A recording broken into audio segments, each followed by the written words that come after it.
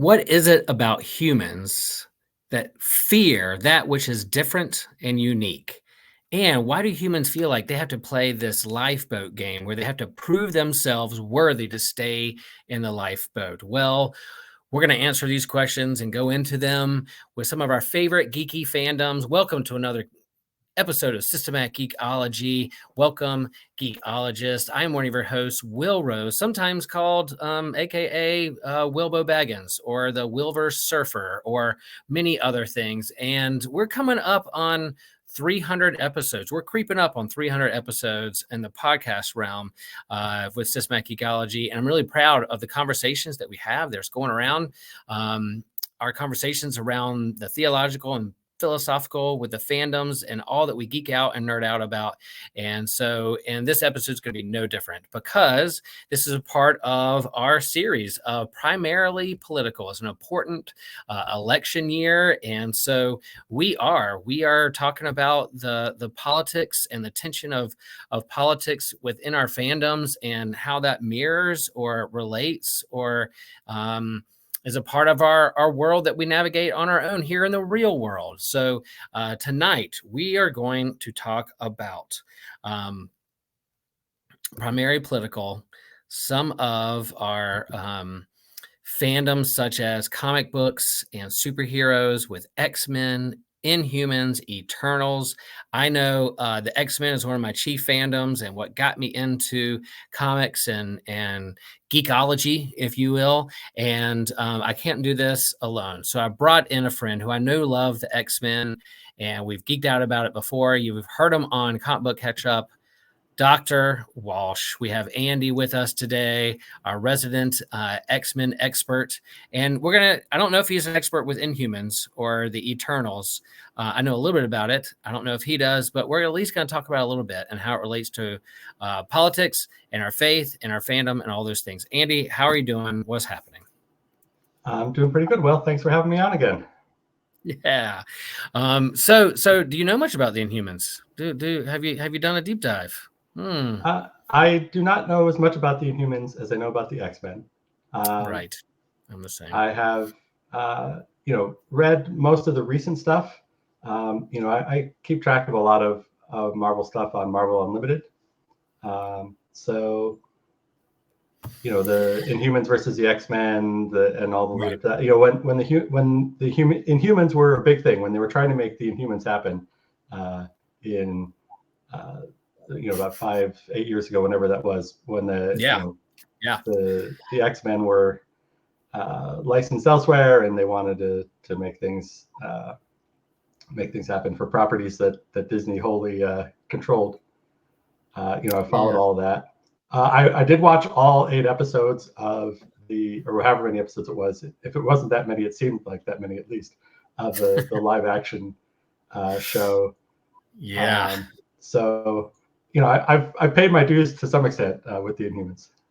Nice. And I know the Eternals with that too. Like we'll talk about that in a little bit. Like, yeah, you and I are both like huge X-Men fans. And when Disney was trying to figure out with the toys in their toy box what they were allowed to use or not use in terms of the big MCU, they played around with Inhumans, they played around with the Eternals, and it looks like we're going to get the X-Men in the MCU. That's going to be the next big phase.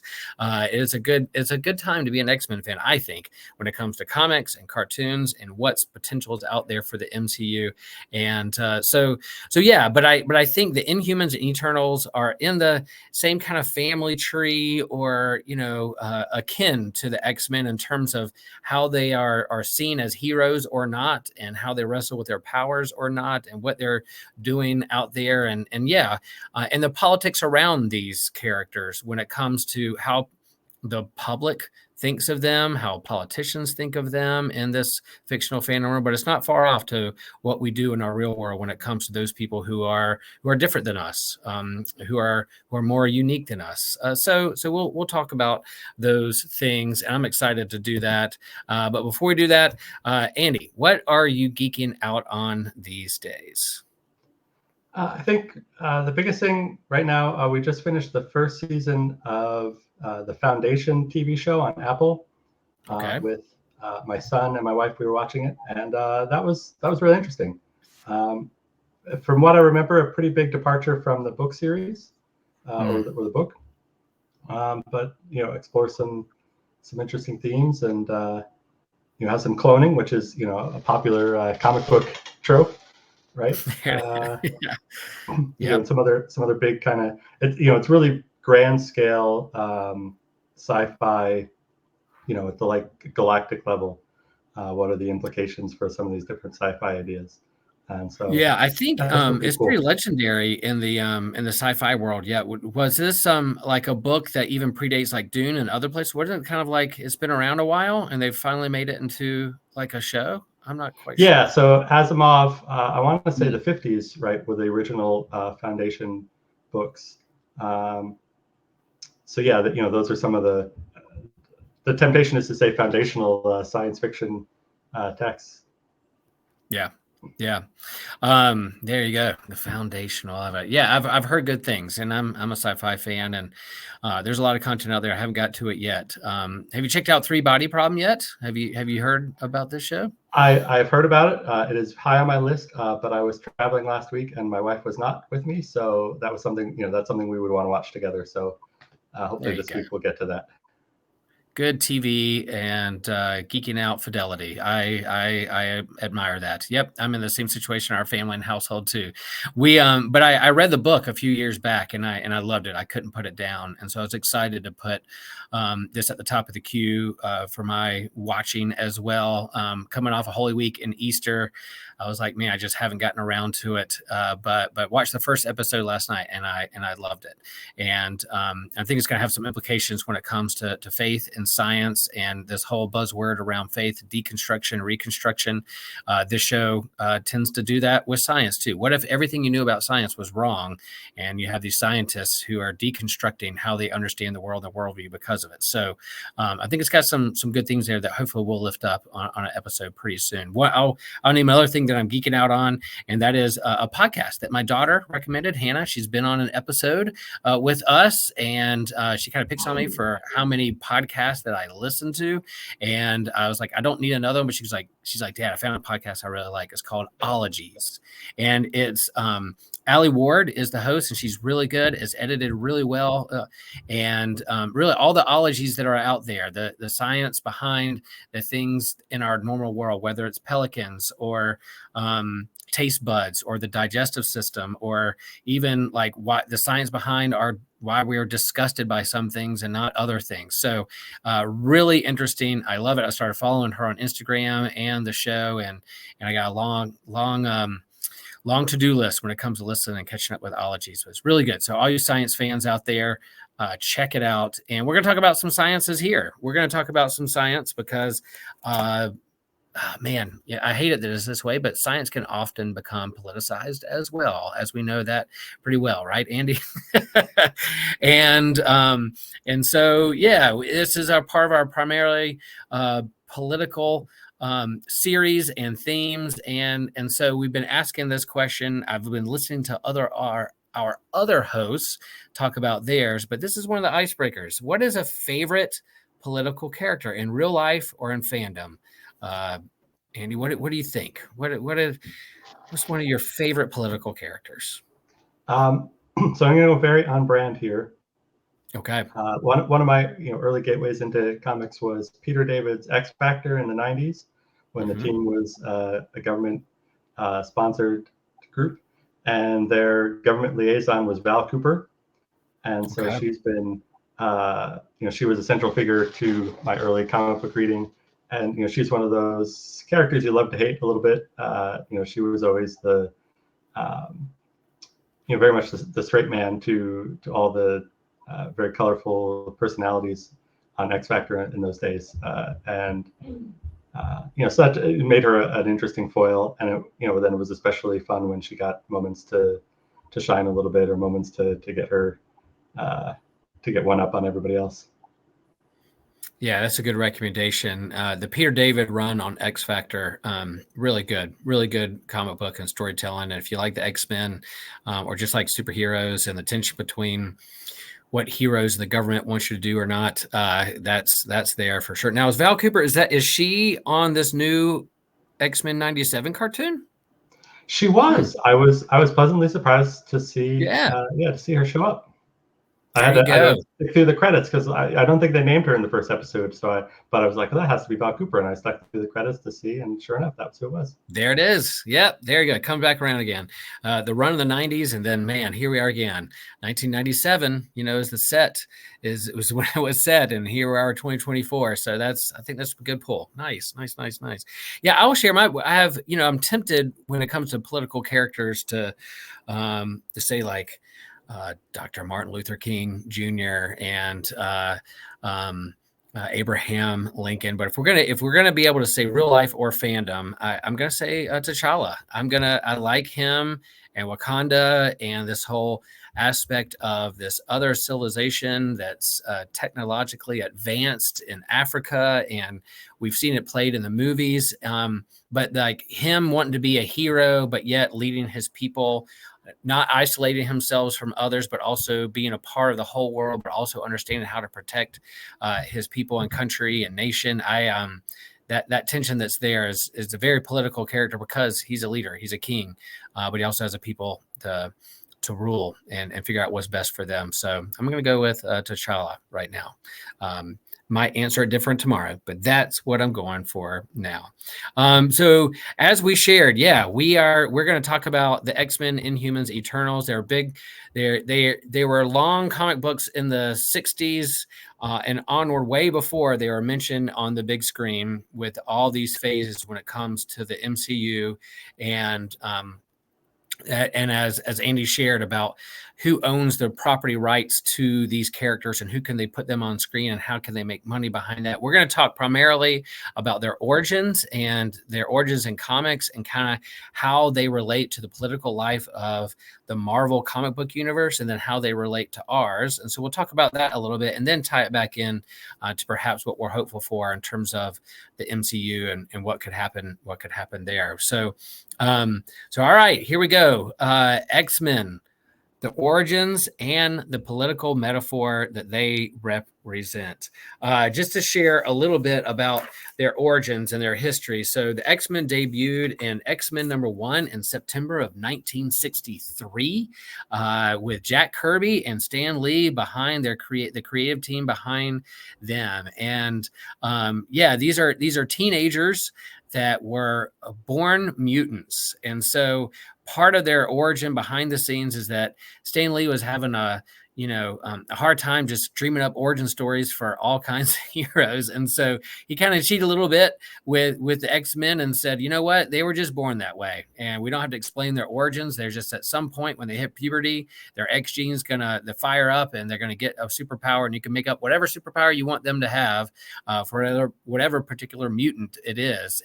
But around this is what was happening in the 60s, of course, civil rights.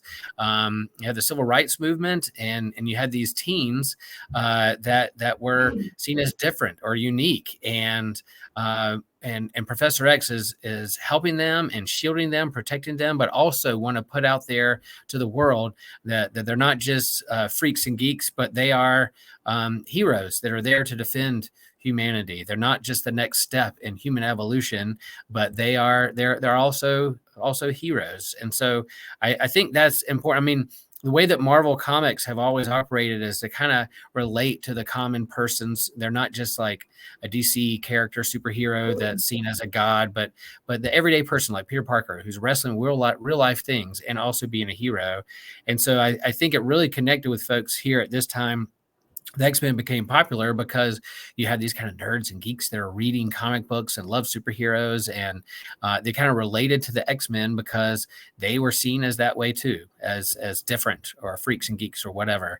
So that's part of their origin and kind of their story behind them. Andy, what am I forgetting there? What is kind of the main theme or continuity that runs through X-Men all the way to the all new, all different X-Men to the 12 different teams that are now in the comic book stands? Yeah, well, I think another thread that's interesting there, and speaking about politicized science, right? There was from the beginning, and then highlighted at different times, an undercurrent of the atomic bomb program and nuclear power and so forth, and the questions about safety, and obviously the devastation that was capable there. right? I think fairly early on it was established that Beast, his parents or his father worked in nuclear science. It might have been a later retcon, but Professor Xavier's parents worked on the testing sites for the initial atomic bomb tests, along with the parents of some other early mutant characters. And so and they've been known as the children of the atom, right? And so it's not always a heavily highlighted aspect, but it's certainly something that's kind of there in the background, is that idea that they're the products of science and government activity and government exploration and exploitation of this vast power that can be both devastating, but also potentially very useful in terms of nuclear power plants and so forth. And just the questions that raise. And I think I'm not an expert on the history of the era, right? But I think that there were, it's clear from the comics that at least in terms of the writers of the X-Men in the 60s, there was some awareness of the science, but there were a lot of questions of just like, what does this mean? And maybe maybe radiation can do lots of things, or mutation can do all kinds of scary but also maybe exciting things. Atomic power, just like magnetism, could do anything in early X-Men comics. Yeah, good. I like that. And so there's this that era. What does Stanley use radiation a lot to radiate a spider or radiate cosmic radiation to create these heroes, rather not just getting cancer, but a mutation that perhaps give you superpowers. And so what's the potential for humanity? What's the next step in evolution? So if we've evolved and kind of look at evolution from where we've been and where we are and where we're going, it's fun to play around with the sci-fi and the comic book superheroes, as maybe there's a next step in evolution. And so you have Professor X, who is trying to take these kids under his wing in a school to teach them how to use their powers and how to be a hero. It's a school, right? It's a boarding school. But adjacent to that is Magneto with his Brotherhood of Evil Mutants, who are tired of being looked down upon and seen as different and persecuted. And so he's going to rebel and fight and say, look, we're going to take over. We're not going to be pushed around. We are the next step in evolution, and so we're going to use that and lord it over humans. And so you got this tension between Magneto and Professor X with their understandings of how to use their power, how to use their mutant abilities. And so it's been akin to talking about the difference between Martin Luther King Jr. and Malcolm X, and kind of Black nationalism, along with the civil rights sit-ins and peace movements and marches that go along with that. I think that was kind of in the back of the mind of there with the creative teams there at Marvel, but it's evolved from there to talk about really anyone who is persecuted or looked down upon because they're different. I think as of late, the queer community have identified with the X-Men as a group that are looking for civil rights and to be seen as fully human and not different or down upon or anything less than because of who they feel like they were born to be. And so that's there as of late within the comics as well, and even the movies and cartoons. And I wouldn't be surprised if they highlight some of that in the X-Men 97 cartoon as well. But yeah, well, I mean, this tension between Magneto and Professor X in terms of we've talked about before in terms of some of the comics we love, but Magneto he's Jewish, and he comes out of his family heritage from the Holocaust and being persecuted. He doesn't want to see that happen again. So yeah, America defended that or it's like, yeah, we're going to help stop this in World War II and maybe a little too late. But there's that allyship that comes with that. But yet, Magneto's like, nope, we're not going to let this happen again, where Professor X has a different way of doing it. What are some of your thoughts on those things? Because you've read a lot of X-Men comics like me. It's definitely there. Yeah, I mean, the Magneto history and the backstory there gets pretty explicit at times. So yeah, that's an ongoing theme. I wish I could remember exactly where I came across this recently, but obviously,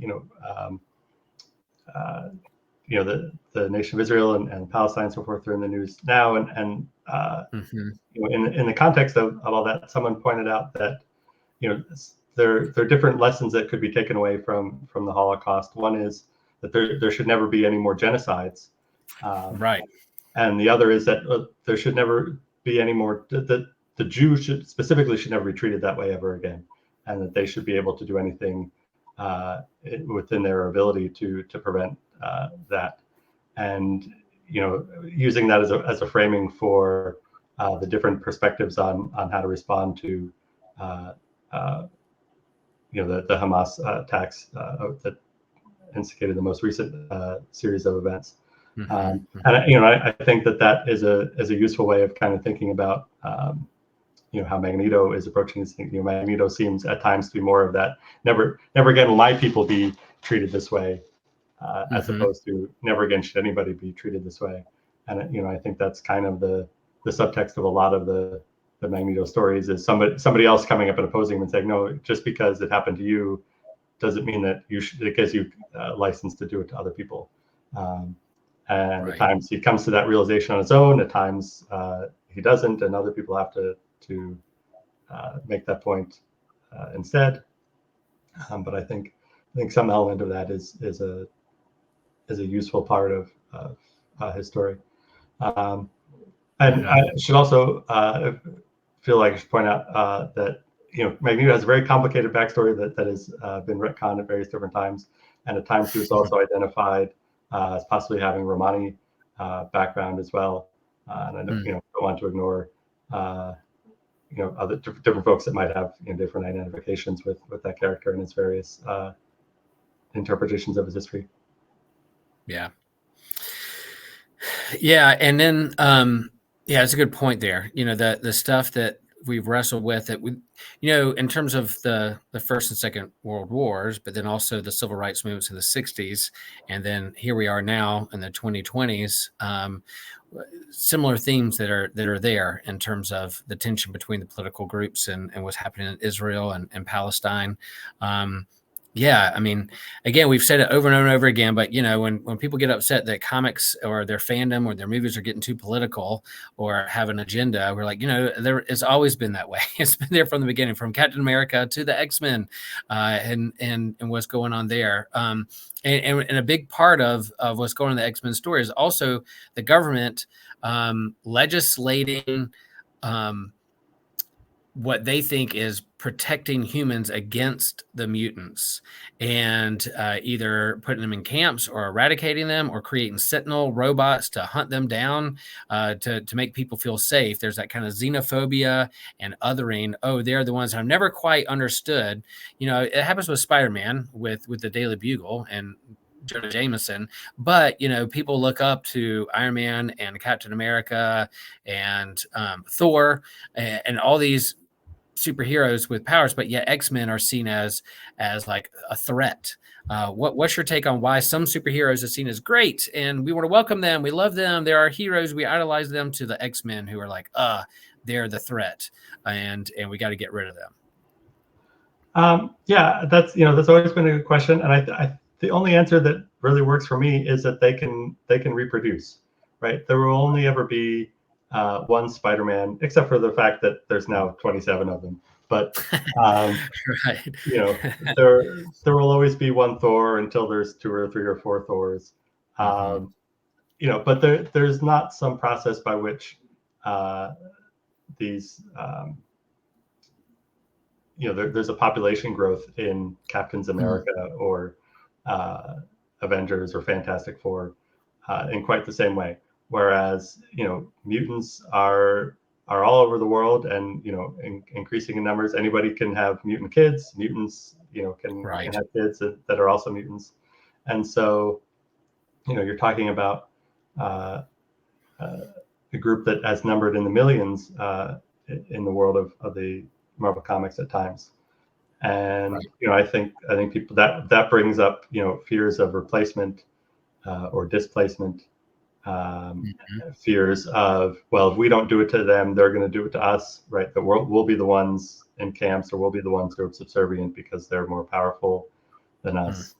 And so, I think that's whether that's explicitly how it's written, and I'm not sure it's always been explicitly written that way. In fact, I'm not sure how often it has been explicitly written that way, but that's kind of how I make sense of it in my own head is, Yeah. You can't really imagine being oppressed by the Avengers because there's only 7 of them and they can only, be so many places at any given time, right? But a community or a people group of several million, that can form their own nation, their own economy. Now you can start to imagine how they could actually accomplish something on a global scale like that. Super good point. And they do that in the comics too, like Genosha, and then they have Krakoa, these different ages where they have their own island, they have their own nation, they have their own economy, and the other nations feel threatened by it, and we see that in our own politics in terms of seeing minority groups like, oh no, they're going to multiply, they're going to take over, and politicians use that as a way to fear. I'm watching political ads on my TV right now about we got to watch the border, because if not, then they're going to take over or run over our world and change what you hold true and valuable. And so that kind of fear of they're going to multiply or replace us is definitely there. And I guess you're right. Yeah, in the comics, they're a different group because they're a whole subsection of group that can multiply and that way. So yeah, good point. Good point. And I think there's also that fear of, right, it could be anybody, and it could be my own kid, right? And that plays on a lot of people's fears as well, of like, you never know where, who you're talking to or who you're dealing with. Yep. Good. Yeah, we'll talk a little bit some other things and the common themes between them, but let's hop over to Inhumans and their origins and their political metaphor. And their origin, the Inhumans' first appearance was in Fantastic Four number 45, December 1965. So the X-Men were first, but here comes Inhumans with the Fantastic Four again. We have Jack Kirby and Stan Lee. You can hear Kirby a lot. He's the common thread in all these groups. You have them, and so they were kind of guest appearances and a part of Fantastic Four and Avengers and a few others being introduced, and they eventually had their own series. I think in 1975 is what I looked up. So they eventually had their own book, and they've been kind of had their own book and then canceled, and on their own book and canceled, and they're really so their history is that there's this whole backstory and legendary war in the Marvel Comics, the Kree Skrull War. 2 alien races, Skrulls, these kind of shape-shifting aliens, and then the Kree, this kind of advanced humanoid alien race that we saw in Miss Marvel and other or Captain Marvel, other kind of MCU properties. And their origin is that the Kree saw some potential in humans, and so kind of took a group of humans and genetically experimented with them and made them inhuman and made them superhuman and genetically modified them. So you have this kind of how do you say it? Terrigen, like genetics. Yeah, Terrigen mist that if you breathe in, it kind of fires up and it activates the genetic material within their body so that they have power similar to that of X-Men. So whether you have like super strong or super fast, or your hair, it can be like a Medusa and do those kind of things. We'll list some characters here in a moment, but yeah, those are the Inhumans. That's what's going on there. There's this royal family, and eventually they kind of take up and seclude themselves to a whole nother planet and area separate from humans. Humans don't know them as much. That's why they were like, oh, Fantastic Four just discovered them in the 60s. You have famous Inhumans like Black Bolt, who doesn't speak. He's very, very silent, because if he did speak, his superpower is that he has like super powered sonic voice or sound that comes from his mouth, his throat, and so he just kind of explodes, annihilates anything out there. So he's very, very quiet unless he needs to say something, and if he does say something out loud, it's destruction to everything around him. And then you have Karnak, who's a character who I absolutely love. He's like a kung fu expert. He can find weaknesses in anything. So if he's looking at a door, he can look at a hinge and see what the weakest hinge is, and like flick it or hit it and knock the door off the hinge because he found the weakest point in that. And then also like my kneecaps. He could probably look at my kneecap, be like, that left knee, that's a weak part. He's gonna get there. And then you have like I said, Medusa. You have Crystal that controls like the elements and was at one point an Avenger, dated Johnny Storm at one point. And then you have Lockjaw, this big dog that can teleport. Lockjaw, the teleporting dog, who was genetically modified as well. So what do you know about the Inhumans other than the MCU really? So the MCU didn't own X-Men, Sony did.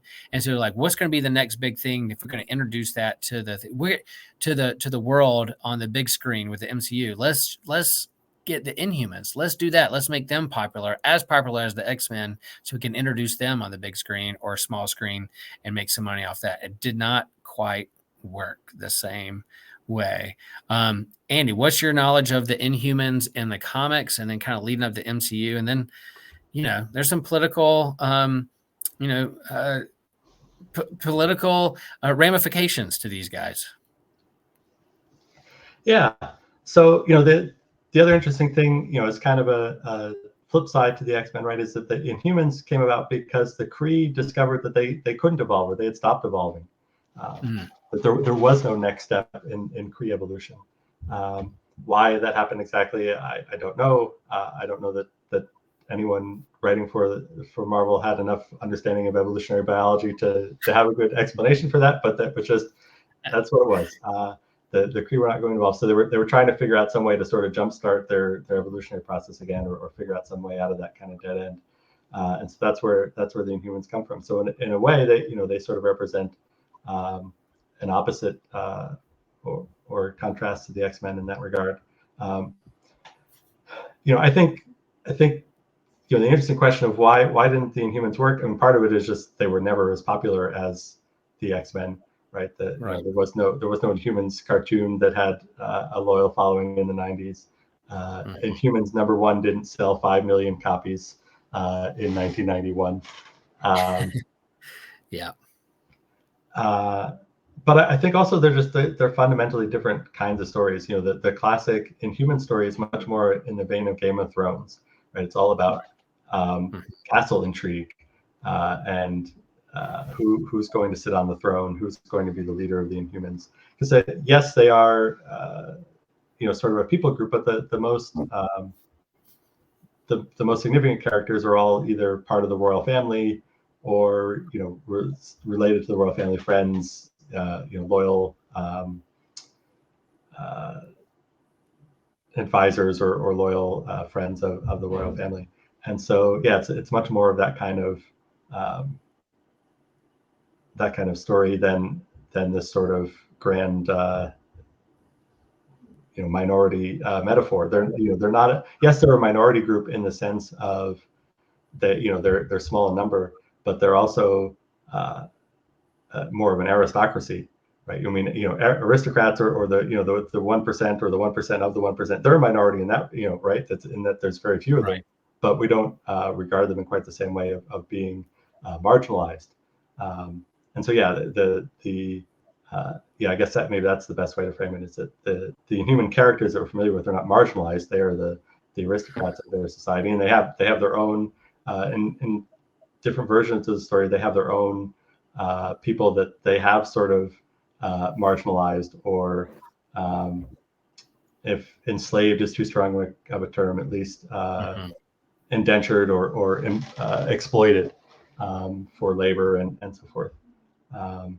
And so it's hard to identify or sympathize with the Inhumans in quite the same way, even though somebody like Crystal might be on the Avengers, or from time to time. They're still not quite the same. They don't register in quite the same way in terms of their background.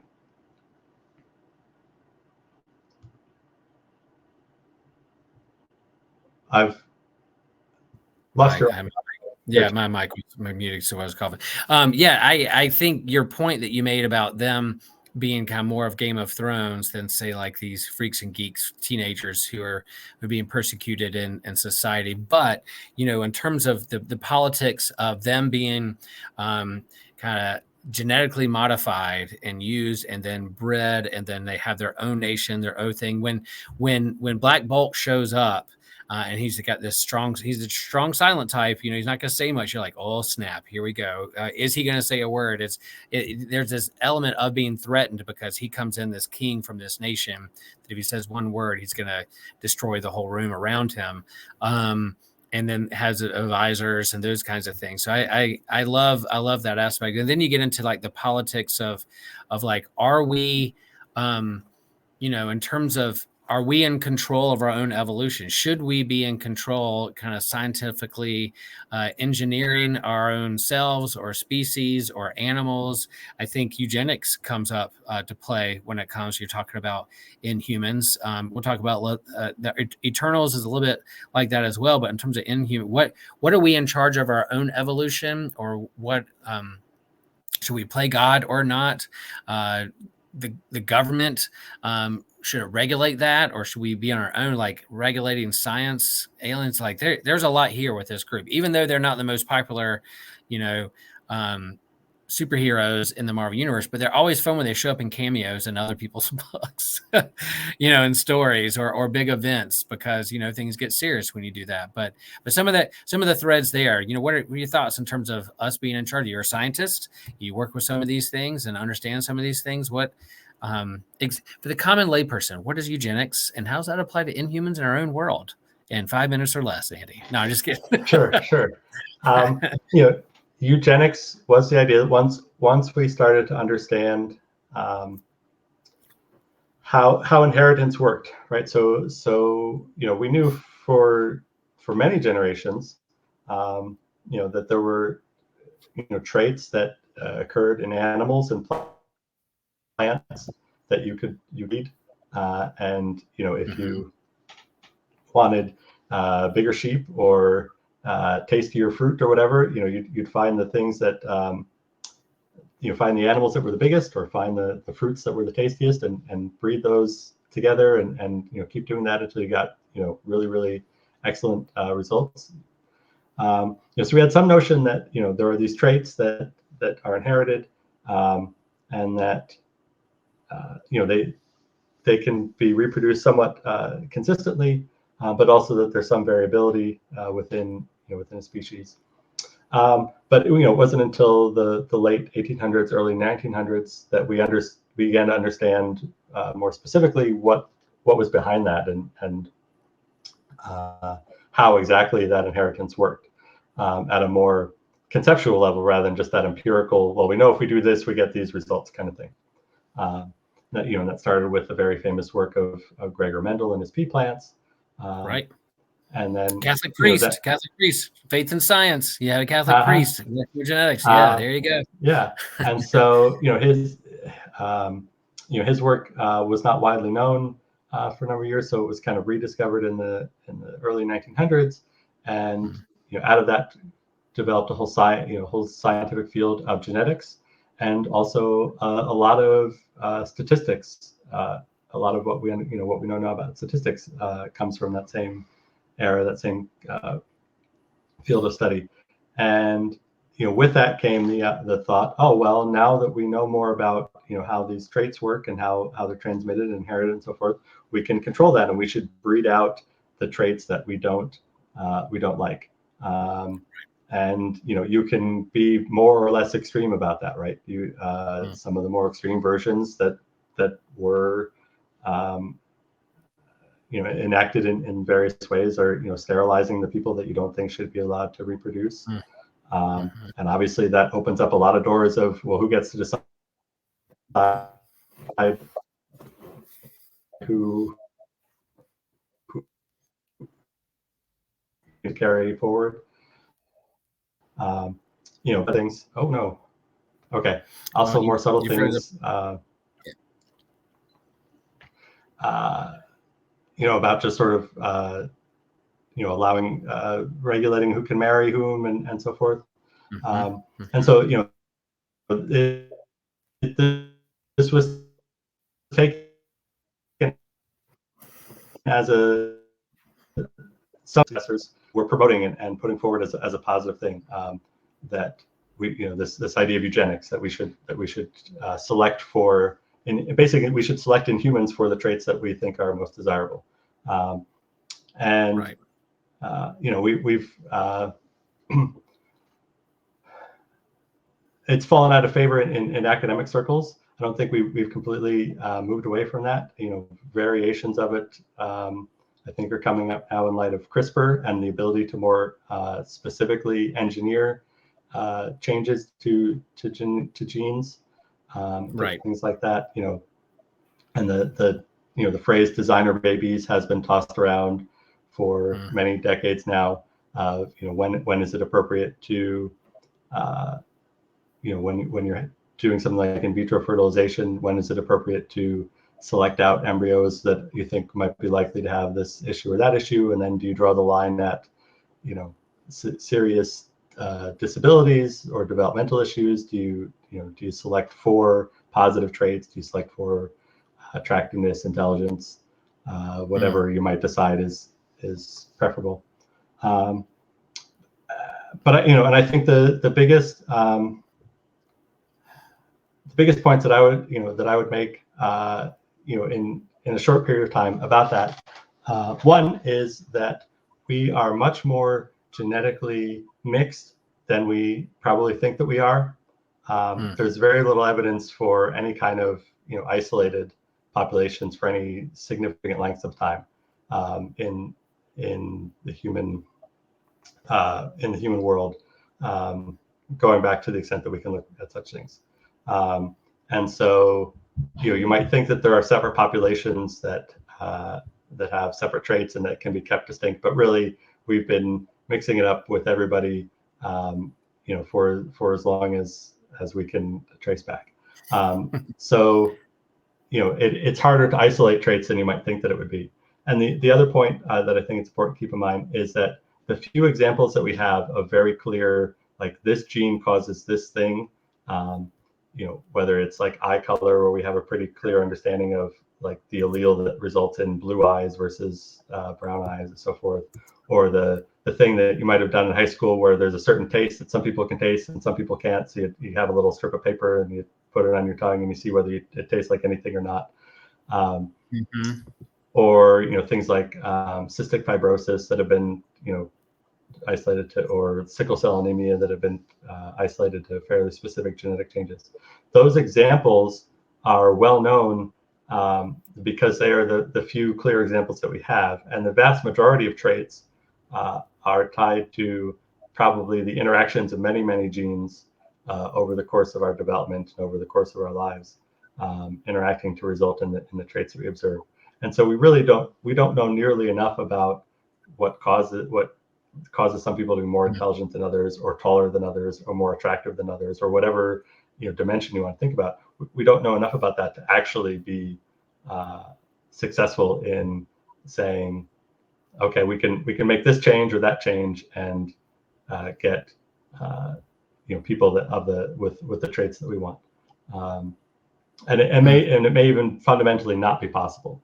It may not simply be that, well, we don't know enough now. It may not be fundamentally possible to sort of separate out things in a clean, neat, well, we're going to get all these positives without any trade-offs kind of way. Yeah. Well, thanks for that, because I think that's important, in terms of thinking about, our scientifically advanced society and what we can or can't do, should or shouldn't do. It has a political ramifications to it, just because politics means our common life together, and how do we have our common life together and explore and help those who are sick or not, or genetic defects. But then who's the one to say that this is attractive or not, or this is how tall tall you should be or the color your skin should be, those kinds of things. And you brought up Game of Thrones earlier, with the Inhumans, and then them isolating. The House of the Dragon, the spinoff, it talks about like how do you keep it in the royal family, and like there's so much there's incest in there because they want to keep it in the blood of their thing. So there's been parts of human history where they wanted to keep the royal line more pure, but that's not as helpful. We've learned that that's not helpful in a family tree, to keep all your genes like that packed. It's just not in the long run, it's not a healthy way. So how to not isolate yourselves, but have that family tree spread out with its branches, its roots, and its fruits is a big part of how development in our world works. And so yeah, within the politics of Inhumans, you have this kind of isolationist. You also have them protecting their own, but then how do they mix it up with the rest of the world that feels threatened by them too? That's a part of that story. And interesting enough, when you talk about the X-Men, there's been a lot of conversations in certain runs of their comics of trying to find a quote unquote cure for mutants, right? Joss Whedon's run, we're going to find a way to cure this defect, this mutant. We're going to cure it because mutants are like, I just want to be normal, whatever that means. I don't want to feel like I'm being persecuted. So I want to cure from this mutant gene that I have. But then what's the next step? So what do we cure or not cure? What ramifications does it have? I think is a big part of this conversation. And it's a big part, you're in immunology, am I saying that right? What are you're in, you look at diseases out there and what we're immune or not immune to, and we're just coming off a pandemic. Those are important things and conversations to have. What should we do? What should we not do? And how is it funded? Who's backing it? All that stuff has political tension to it. Yeah. Oh, yeah. So much there. All right, we could, each one of these groups could have their own episode, but here we go. Eternals, their origins and political metaphor. All right, origins.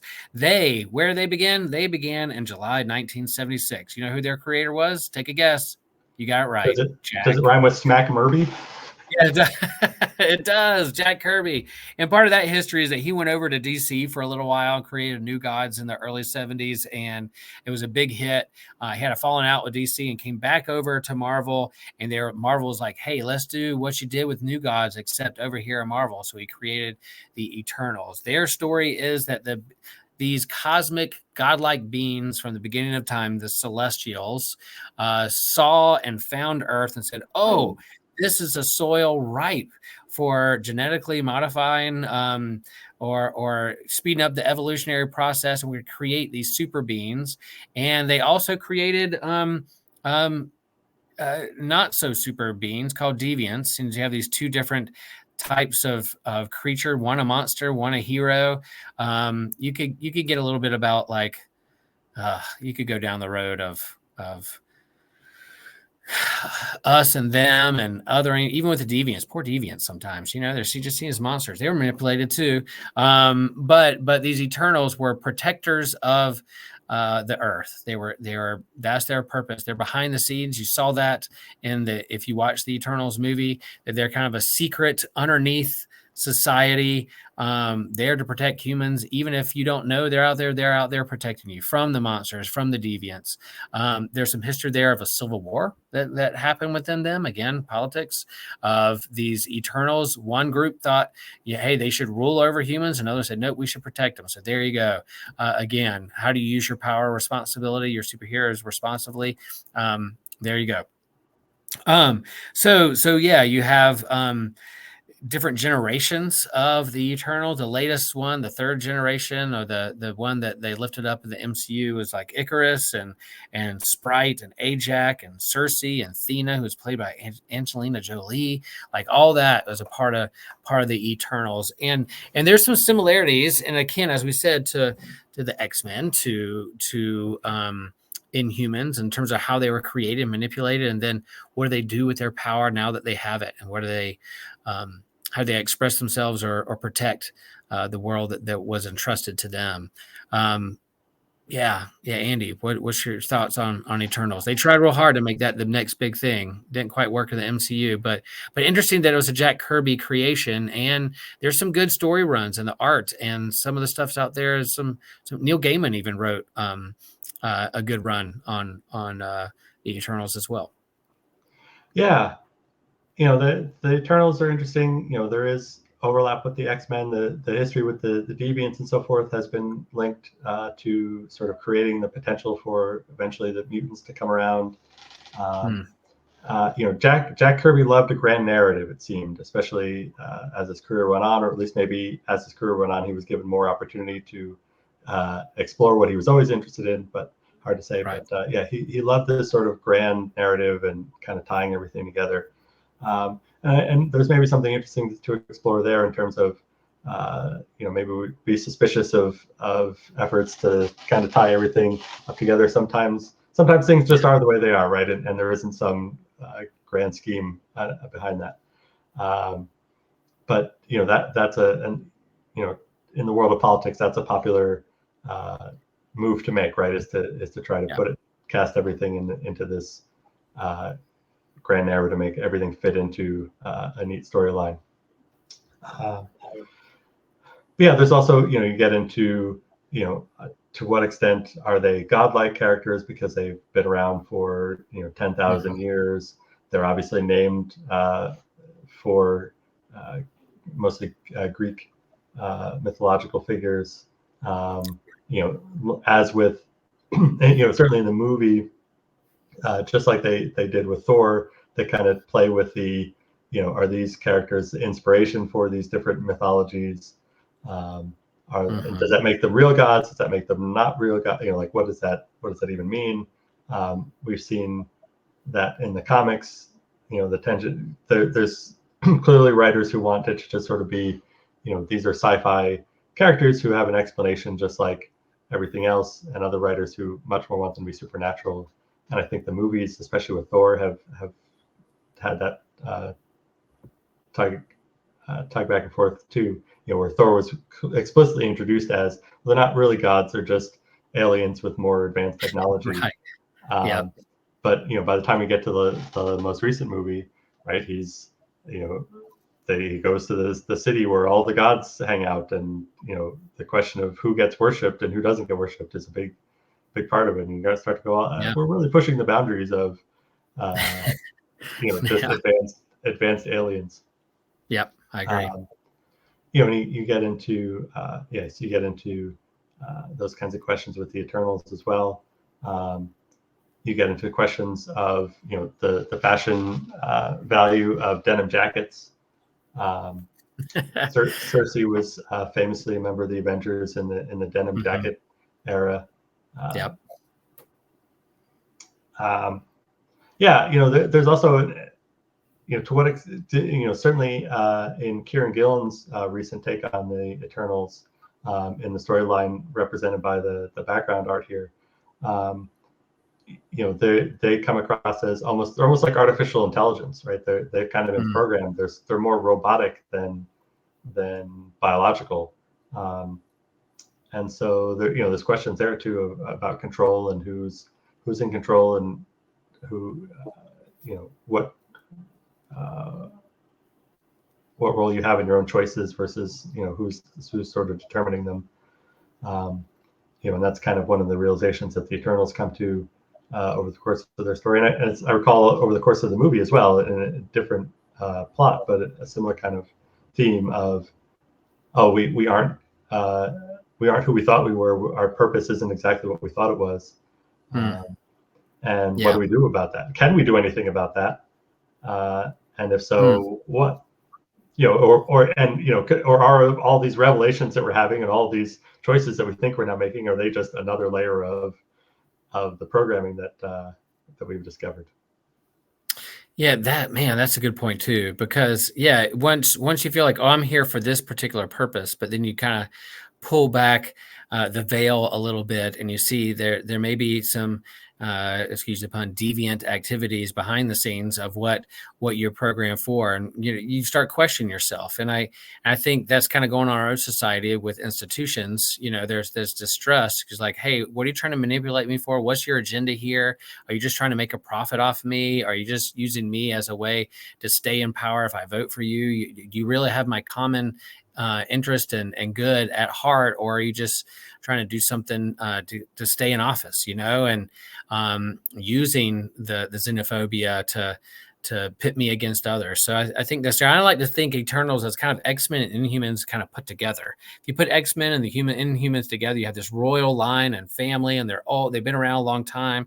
They have their own society. Same way with the Eternals, they have their own society. They have their own pecking order and matriarchs and patriarchs who've been around a long time, and they have their own agreements and disagreements, similar to, like, as you said, the Greek gods do, in the pantheon of things. But the X-Human are just trying to make it and live their lives in this world, regardless of their genetic makeup or being a mutant. So put all those together, you have Eternal. So I think these three groups do, deserve some attention when we're talking about our fandoms and talk about our political leanings and what kind of mirror it holds up and how we relate to the other person, how it relate to the other group. And so really what's behind all this is the politics of othering, or the xenophobia, the fear of that which is foreign or different from us.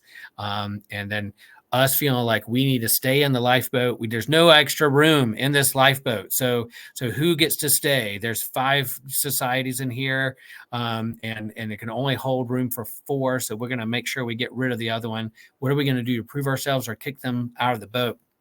The boat being the world, our earth, So, to kind of summarize all these things together, what comes to mind for you, Andy, when it talks about, the other? We do it in the church too, where people faith, whether there's other denominations, other religions, people who don't baptize the same way that we do, those kinds of things. Oh, those other people down the road are doing it. Martin Luther did it. Lutherans are known. As a Lutheran pastor, Lutherans are known for defining themselves who they're not rather than for who they are. Oh, we're not Catholic. Oh, we're not this. We're not that. So that's the temptation and danger for us. But yeah, the politics of othering, xenophobia, is out there, and it's big in this year's political race for sure. Yeah, I'm not sure. I mean, there's a lot to say, but I'm not sure there's anything to say. You've covered a lot. I'm finding myself thinking about Life of Brian, right? And who our worst enemy? Oh, the People's Front of Judea, right? When they're supposed to be against the Romans, but they're all, we're the Judean People's Front. We hate the People's Front of Judea, or what. I apologize for not remembering the dialogue exactly. It's so good. We talked about that at some point. Yeah, Life of Brian's up there. Yep. Such a good caricature of what you say goes on all the time. The only people we hate more than the people who are our exact opposite are the people who are supposed to be our allies but are just a little bit different from us. And I mean, that it's clearly a fundamental part of human nature, human experience. It's arguably from the Christian tradition, it goes back to Cain and Abel, right? That they had very different takes on the world, and it became a wedge between them. And so it's just something I think we constantly have to decide, if it's important to us to work against that, or to give into it. And I think it's challenging when there is real evil and there are people who really do seek our harm. And I think it's the challenge is separating it, is taking everybody on their own terms, right?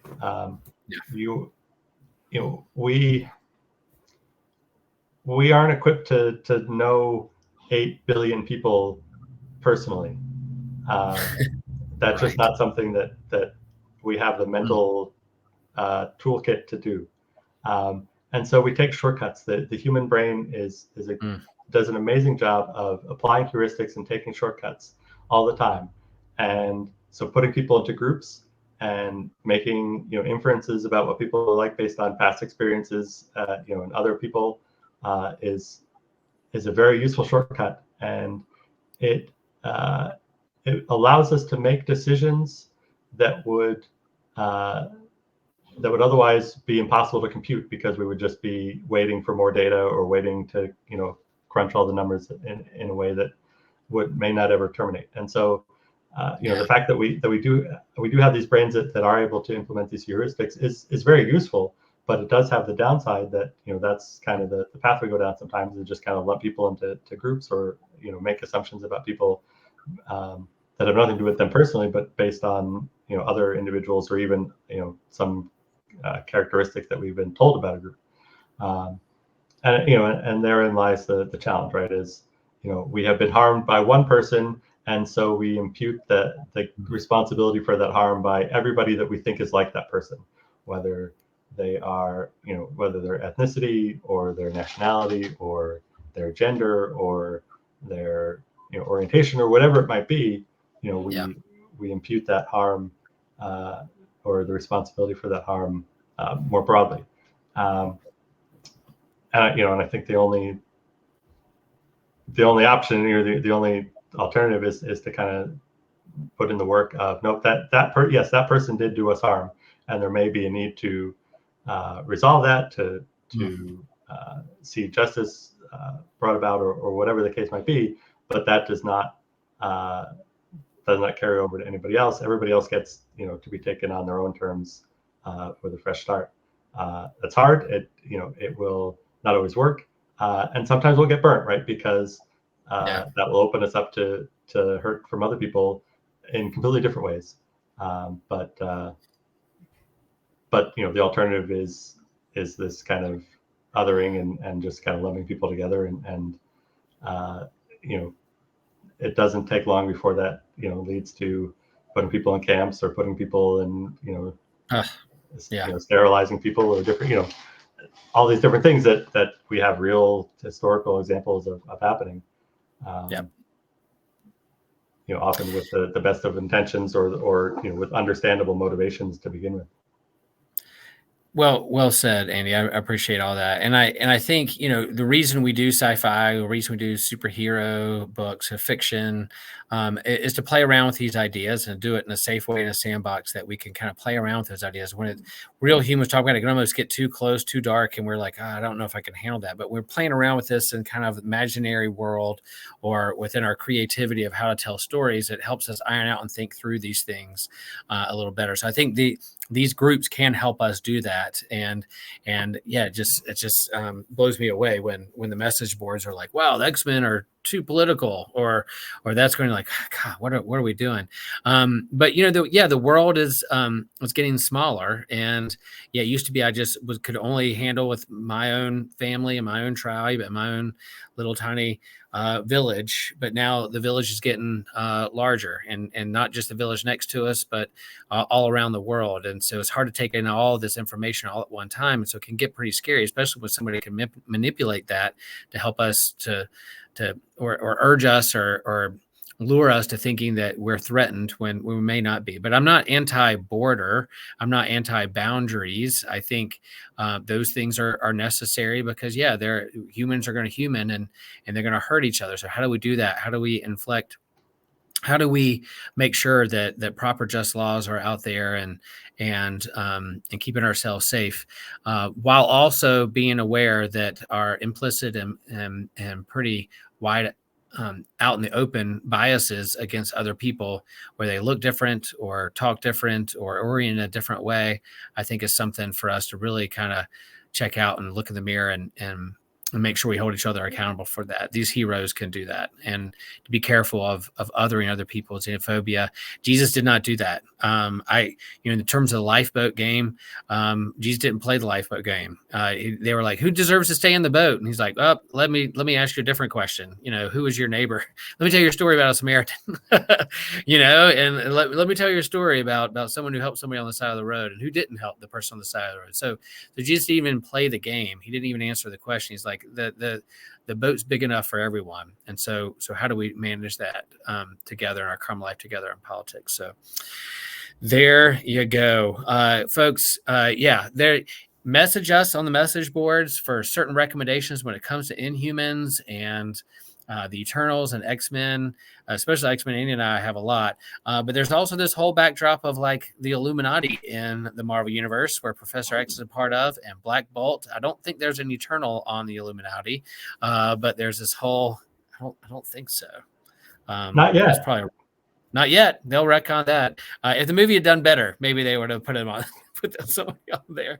But yeah, like there's a whole thing that Bendis did with that was fun at the time. Haven't gone back and read it, but thinking through all these political things in there. So yes, well, let's wrap this thing up. We have one final question here, just to lighten the mood as we think about, what the political tensions in our world. All right, Andy, what's your favorite movie? And then what's your real life political leader that probably would enjoy that movie with you? So I've already had the opportunity to answer this question once. Oh, that's right, because you're on the Captain America episode, right? Yeah. Yeah. Talk about, yeah, that's right. So I'll mix it up a little bit here. Okay. Another movie that I'm very fond of is Arrival, the Denis Villeneuve sci-fi alien encounter film of a few years ago. Yes. And I think it would be interesting to watch that movie with JFK. Whether he would like it or not, I don't know what his taste in movies was like, or if he would like to watch movies. But I just think as an architect of the space race and the space program, it would be interesting to watch a film like that, or maybe even something like Apollo 13 about actual space program. But yeah, that was kind of the direction I was going in this time. That is nice. I agree. I think being someone that pioneered the space race and funded it and did all those things, that'd be fun to watch Arrival with him. And then if the technology we have with special effects and showing all that stuff and how those creatures communicated with us with the kind of the ink stuff. Oh man, it's such a good movie. And then it deals with like the human aspect of grief and sickness and so good, man. That is an amazing movie. I'm going to go a little, not as deep as that. My favorite movie of all time is Empire Strikes Back, just because Star Wars hit me at that time in my life. And then there's nothing more anticipated in my life at that time than Empire. And when it came out, I was blown away, loved it. And I've loved it ever since. It's my favorite Star Wars movie. And it's up there at the top when you say, what's your favorite movie? That's one that comes to mind. And I would like to, I'm thinking of all the presidents. I'm thinking of all the leaders that are out there. And, I think I'm going to watch that with Obama, just because I think we could kick back with some popcorn after we could shoot hoops. We should play basketball, or maybe he's been windsurfing in Hawaii. We'll catch a couple waves. And then at the end of the day, we're watching Empire Strikes Back. And there are dark times. It's the Empire does strike back, but yet there's still hope out there. Some big revelations. And I would love to see that movie with Obama if he had never seen Empire Strikes Back before and he didn't know the big reveal. I'm sure he's seen it before, he's older. But what if it was the first time he'd ever seen it and he didn't know that Vader was Luke's father? And that I would love to see his reaction. There's reaction videos of kids there watching that for the first time and they see the big reveal. I would like to pretend that Obama's never seen the movie. He's seen it for the first time. And I want to see his reaction to the big reveals in that movie. I think that'd be fun. Boom. There you go, y'all. Well, thanks for being a part of this episode. Andy, thanks for all our listeners out there. We know there's a lot of choices and a lot of things to geek out on. So we're glad that you're part of this movement that we have at Systematic Geekology and geeking out with us. Like us, follow us, friend us, share it with a friend. Let people know we're out there. And then if you have an idea for an episode and or you have a favorite political character, then let us know. We'll be happy to talk about it and share about later on. Andy, thanks for being a part of this episode. And always remember, share the faith, share the geek.